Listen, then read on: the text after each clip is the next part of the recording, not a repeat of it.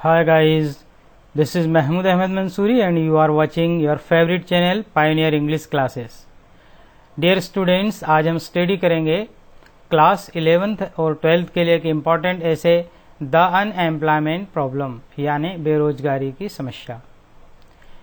इसी को एग्जाम में एनी करंट प्रॉब्लम, कोई ज्वलन समस्या, वर्तमान समस्या या any problem of India, Bharat की कोई समस्या नाम से भी ये ऐसे पूछा जाता है। कक्षा 11वीं और 12वीं के लिए इम्पोर्टेंट ऐसे एग्जाम्स में कई बार पूछा गया है। आगे बढ़ने से पहले एक छोटी सी रिक्वेस्ट, यदि अभी तक आपने मेरे चैनल को सब्सक्राइब नहीं किया है तो प्लीज चैनल को सब्सक्राइब कर लें और सब्सक्रिप्शन बटन के साइड में जो बेल आइकन का निशान है प्लीज उसे भी प्रेस कर दें ताकि आने वाली वीडियो की नोटिफिकेशन आपको सबसे पहले मिल सके। तो विदाउट डिले स्टार्ट करते हैं। Let's start.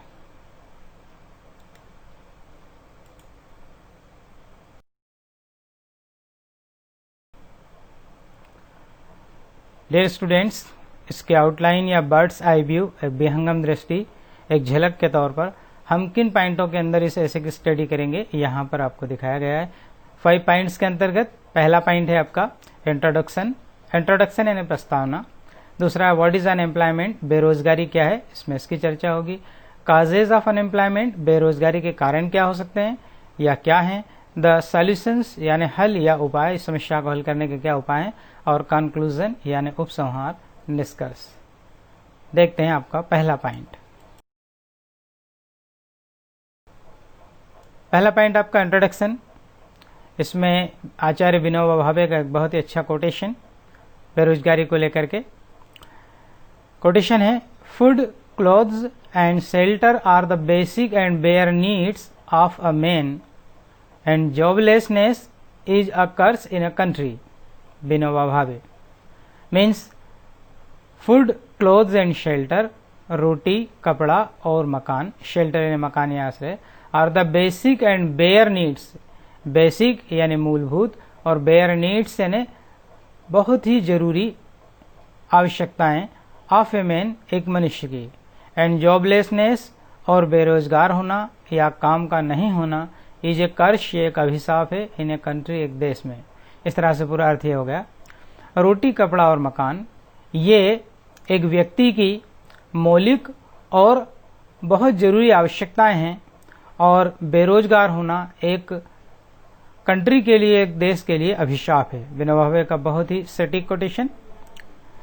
आगे देखते हैं। वी लिव इन इंडिया, हम भारत में रहते हैं या हम भारत में जीते हैं। It has recently von her freedom, इसने हाल ही में, रिसेंटली यानी हाल ही में, जल्द ही, वन यानी अर्जित की है, हर फ्रीडम अपनी स्वतंत्रता, इसने हाल ही में अपनी स्वतंत्रता अर्जित की है। It is a developing country, यह एक विकासशील देश है, डेवलपिंग कंट्री यानी विकासशील देश। It has a lot of problems, इसके पास बहुत सारी समस्याएं हैं, अर्थात भारत में बहुत सारी समस्याएं। Some of them are food problem, education problem, water problem, housing problem, electrical problem, dowry problem, price rising problem, unemployment problem, pollution problem, terrorism and over population problem etcetera.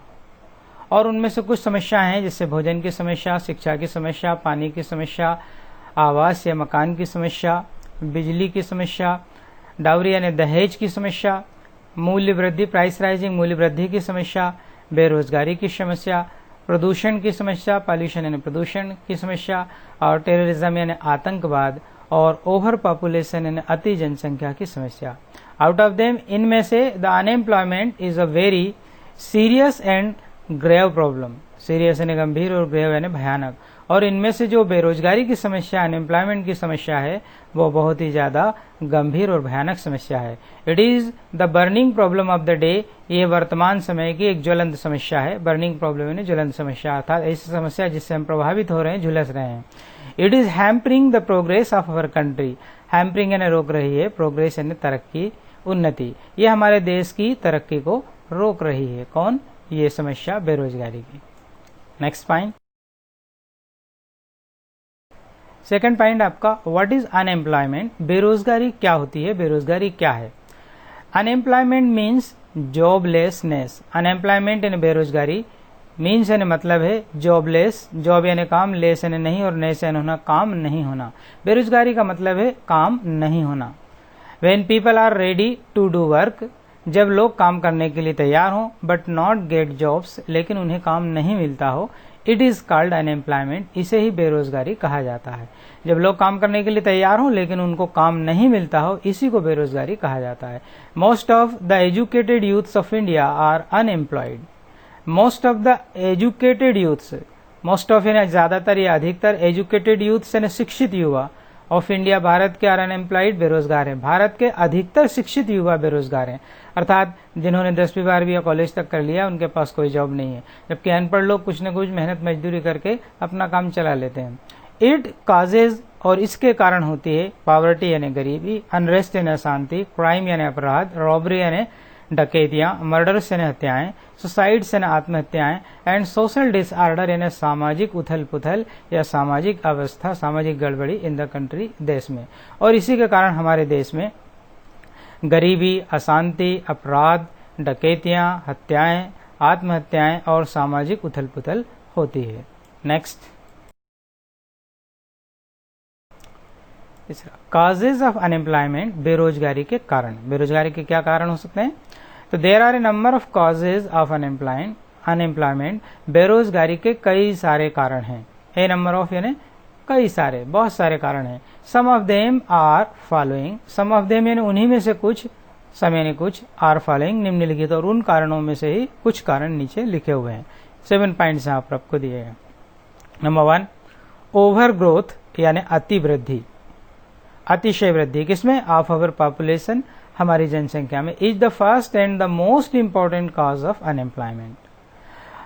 हमारी जनसंख्या की अतिवृद्धि ही बेरोजगारी का सबसे पहला और सबसे ज्यादा महत्वपूर्ण कारण है।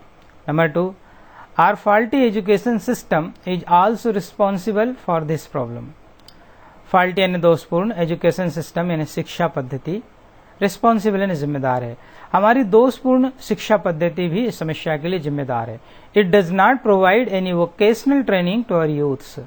वोकेशनल ट्रेनिंग यानी व्यावसायिक शिक्षा, यूथ्स यानी युवाओं को, प्रोवाइड यानी प्रदान करना, ये हमारे युवाओं को कोई भी व्यावसायिक प्रशिक्षण प्रदान नहीं करती है। अर्थात ऐसा कोई काम बच्चे पढ़ लिख कर नहीं सीख पाते हैं जिससे वो अपनी आजीविका कमा सकें।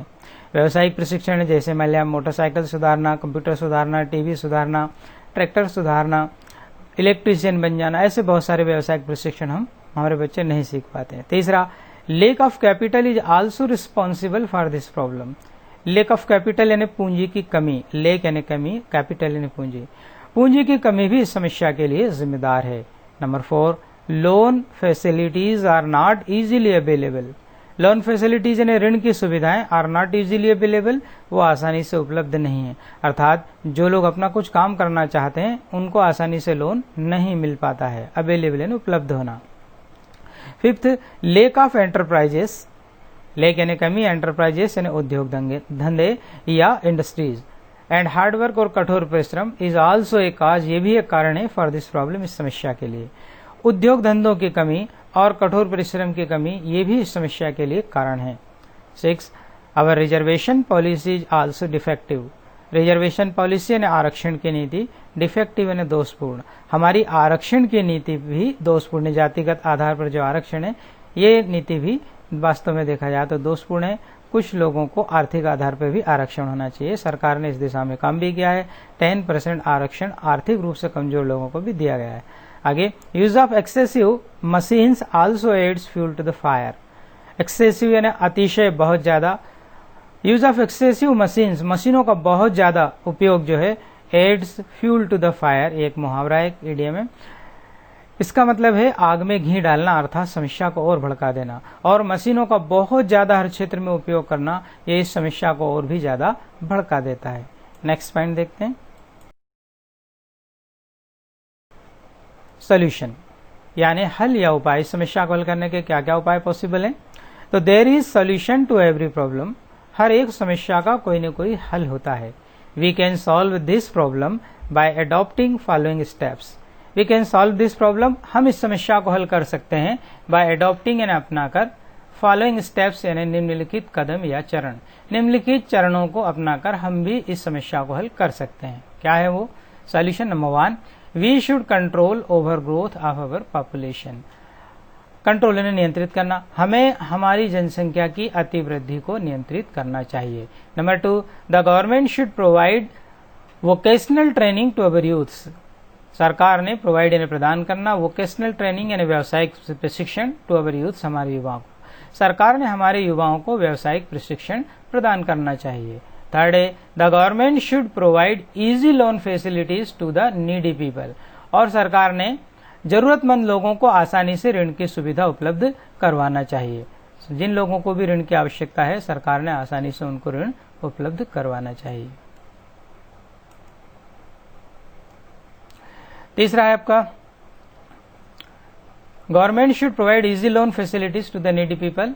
सरकार ने आसानी से जरूरतमंद लोगों को ऋण की सुविधा उपलब्ध करवाना चाहिए। फोर्थ है, the government should help the cottage and small scale industries. Cottage यानी कुटीर, स्मॉल स्केल यानी लघु पैमाने के छोटे स्तर के इंडस्ट्रीज यानी उद्योगों को सरकार ने कुटीर और छोटे उद्योगों को, घरेलू उद्योगों को जो है मदद करनी चाहिए। Fifth, the government should revise our reservation policy. Revise यानी पुनर्विचार करना, संशोधन करना। रिजर्वेशन पॉलिसी ने आरक्षण की नीति, सरकार ने हमारी आरक्षण की नीति पर पुनर्विचार या उसमें संशोधन करना चाहिए। 6, we should not use machines widely. हमें मशीनों का बहुत ज्यादा उपयोग नहीं करना चाहिए। वाइडली यानी बड़े पैमाने पर, व्यापक स्तर पर। हमें हर क्षेत्र में बहुत ज्यादा मशीनों का उपयोग नहीं करना चाहिए। और 7, the government should try to remove poverty. Remove यानी दूर करना, पॉवर्टी यानी गरीबी। और सरकार ने गरीबी को दूर करने के प्रयास करना चाहिए, ज्यादा से ज्यादा लोगों को रोजगार उपलब्ध कराना चाहिए। नेक्स्ट, कंक्लूजन यानी उपसंहार। The jobless and their children are for ever doomed to a life not different from that of an ancient slaves. India today का कोटेशन है, द जॉबलेस यानी बेरोजगार लोग, एंड देयर चिल्ड्रन और उनके बच्चे, फॉर एवर डूम्ड हमेशा हमेशा के लिए अभिशाप हैं, टू एक लाइफ जिंदगी के लिए, नॉट डिफरेंट और ये लोग अलग नहीं है, from that of ancient slave. That of यानी उनसे, किनसे? एंशिएंट यानी प्राचीन, स्लेव्स यानी गुलामों से, और ये लोग प्राचीन गुलामों से अलग नहीं है। क्या हुआ पूरा कि बेरोजगार लोग और उनके बच्चे जीवन के लिए अभिशाप है, और ये लोग प्राचीन गुलामों से कुछ अलग नहीं, अर्थात इनकी हालत प्राचीन गुलामों जैसी है। केवल खाने पीने को मिल जाता है ठीक से, ना तो उनके पास कपड़े हैं, ना उनका जीवन स्तर है, ना अच्छा मकान है। ये बेरोजगार लोगों की समस्या है। This is a very serious problem. ये एक बहुत गंभीर समस्या है। We have many ways to solve this problem. हमारे पास कई तरीके हैं इस समस्या को हल करने के। वेज यानी तरीके या रास्ते। Our government is doing her best to solve the problem. हमारी सरकार भी इस समस्या को हल करने का सर्वोत्तम प्रयास कर रही है। Public should also cooperate. Cooperate यानी सहयोग करना, हर यानी उसका, अर्थात सरकार का, इन ऑल पॉसिबल वेज हर संभव तरीकों से, और जनता को भी, पब्लिक को भी हर संभव तरीके से सरकार की मदद करनी चाहिए। दिस इज हाउ, इस प्रकार से ही वी कैन सॉल्व, हम हल कर सकते हैं this world wide problem. World wide यानी विश्वव्यापी, प्रॉब्लम यानी समस्या को, और इस प्रकार से ही हम इस विश्वव्यापी समस्याओं को हल कर सकते हैं। ऊपर सुझाए उपायों के साथ लोग, सरकार को जो है जनता ने सहयोग करना चाहिए, इससे समस्या का हल निकाला जा सकता है। डियर स्टूडेंट्स, उम्मीद है आपको वीडियो पसंद आया होगा। यदि आपको वीडियो पसंद आए तो प्लीज लाइक करें, शेयर करें और सब्सक्राइब करें। मिलते हैं फिर एक नए वीडियो में, तब तक के लिए बाय। जय हिंद, जय भारत।